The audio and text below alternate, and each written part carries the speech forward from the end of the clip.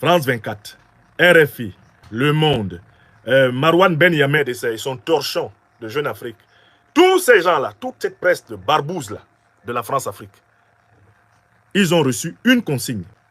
Faire mousser l'affaire des 46 pour qu'on oublie l'affaire de la plainte du 15 août. C'est que si l'ONU est amenée à reconnaître que la France arme les terroristes, l'ONU doit prendre une résolution, même si la France s'amusait à la bloquer, ce serait sa propre honte. L'ONU doit exiger le départ immédiat des troupes françaises du sol africain.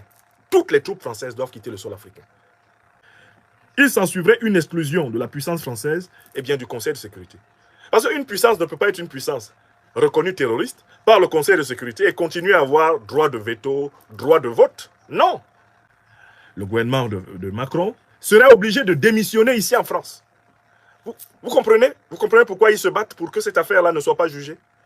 Parce que si les preuves sont données à New York, le peuple français sera obligé d'être au courant.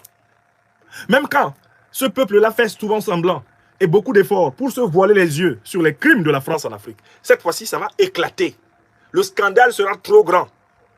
L'extrême droite va s'engouffrer dans la faille pour taper dans le régime Macron.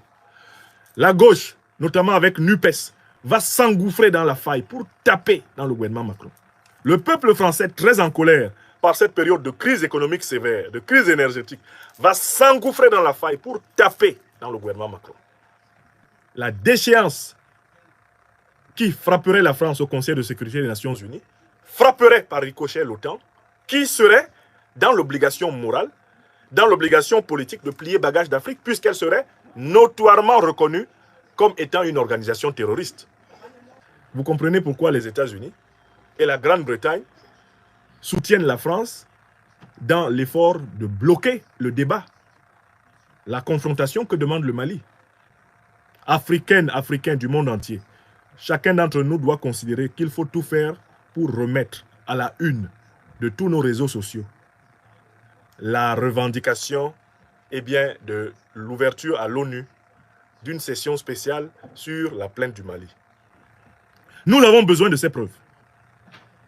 Nous aurons donc les bases d'une nouvelle remobilisation continentale pour le départ total des troupes néocoloniales françaises et des troupes de l'OTAN du sol africain. J'en appelle aux patrons de presse africains, j'en appelle aux patrons de télévision africains de repositionner la plainte du Mali contre la France à la une. À propos du Mali, ne nous laissons distraire par rien d'autre. L'affaire des 46 Gugus, c'est une affaire classée. Ce sont des prisonniers. Les juges maliens les jugeront quand ils voudront et quand ils pourront.